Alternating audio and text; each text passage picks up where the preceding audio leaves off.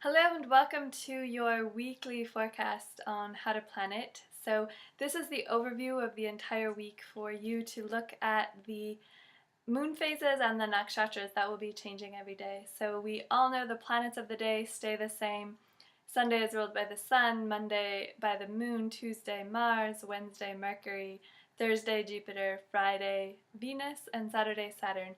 And so in this overview of the week from November 3rd to November 8th, 2014, we're looking at the transition of the moon phases and the stars so that you can use those in conjunction with what you know about the planets. So let's get started with a Monday. It's November 3rd.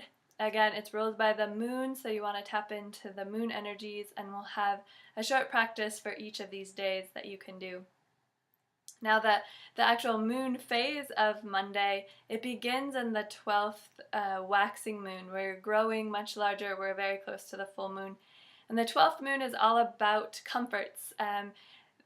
We started on Sunday with the 11th moon, that's the moon of prosperity and Vishnu. Then comes the 12th moon where we experience great comfort.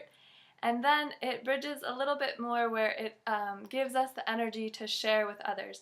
So the 12th moon introduces charity. And it will be the 12th waxing moon until just about 8:30 p.m.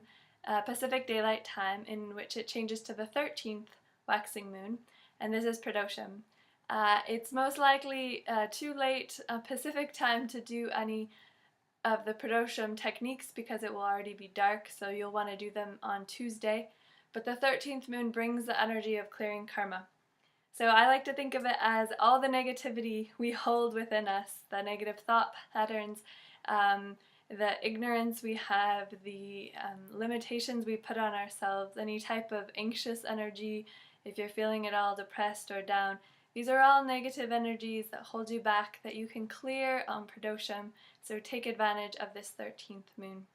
The star, or nakshatra for Monday, we start off in Purva Bhadrapada, which is a very fiery, very revolutionary star, and we switch early in the morning. The stars are switching quite early this week. At around after 6 a.m. we move into Uttara Bhadrapada, which will be the nakshatra for the remainder of Monday Pacific time.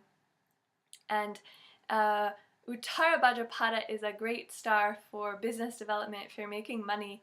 It's ruled by Saturn, so it has a lot of work ethic, and it's in Jupiter's sign of Pisces, so it has a lot of expansion and knowledge and wealth. So it's a very powerful star to manifest your desires.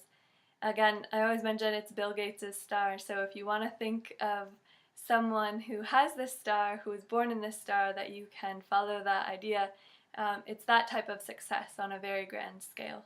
So those are the moon phase and star for Monday that also correspond to the moon and your mind and perceptions.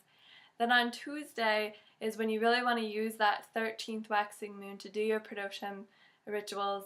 You can use Tirunilakantam, Makaral, Shivaya Nama, or you can look on Pillai Center. That's a sound that Dr. Pillai has given to clear karma. It's very powerful. And the 13th moon continues until about 6 p.m. on Tuesday Pacific time, and then it moves into the 14th moon, which is about protection, that bridge between clearing your karma and getting to the full moon where you create. You have the 14th moon brings this great blessing of divine protection for you. So in the evening you want to access that. Now the stars will be beginning with Uttara Bhadrapada, as I just mentioned, that great star of success, business development, and wealth. And then early in the morning, again, it's around 5 a.m. Pacific time, it transitions to Revati. This is the final of the 27 stars. They have a cycle, and it starts with the Shwini and ends with Revati. And Revati is all about nourishment and feeling nurtured. It's also very much a wealth star, and it can be really positive for travel as well. So you want to tap into that on Tuesday. And then on Wednesday is the full moon. So that 14th waxing moon moves into the full moon, and that happens around 4 p.m. Pacific time. And then early in the morning, Revati switches to Ashwini. It's between 3 and 4 a.m. Pacific time. So the full moon is the moon of creation. It's the night to manifest your desires. It's when the moon is completely lit up with light. All of that divine feminine, that action energy is available to really focus on goals, on creating pieces of your life. It could be improving your health, it could be your relationships, it could be manifesting a job, or it could be increasing wealth and finances, and it could be becoming a better meditator, going more into the spiritual side of your life. Whatever your desire is, the full moon is the night to focus on it. Now, the star is Ashwini, and it's a very nurturing star as well. It's very much connected to healing energies. So if there's any aspect of yourself that really needs healing, maybe you need to get a massage, or maybe you need to go to the gym and work it out, or maybe you need medicine or new herbs or a new diet. Whatever it is, take care of yourself, really nurture yourself. And Ashwini also has a very fast moving energy, so you can change things very quickly, and it will support your full moon creation. Then on Thursday, we move from the full moon into the first waning moon, so the moon will start to get smaller. And the first moon always carries that energy of prosperity and wealth as well. And that will happen in the afternoon. So the full moon pulls us in all morning, and then in the afternoon we still carry the energy of wealth and material creations. Now the star will switch from Ashwini to Bharani early in the morning, again around 3 a.m. Pacific time, and this brings a transformative creative power.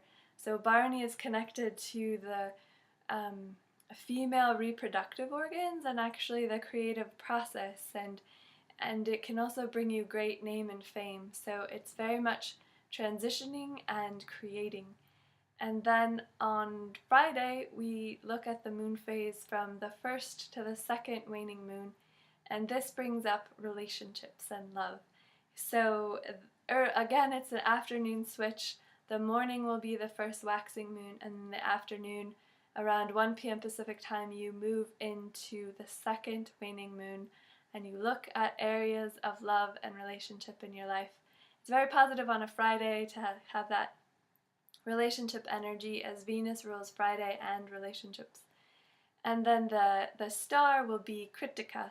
Now Kritika bridges Aries and Taurus, and it's very much about the truth.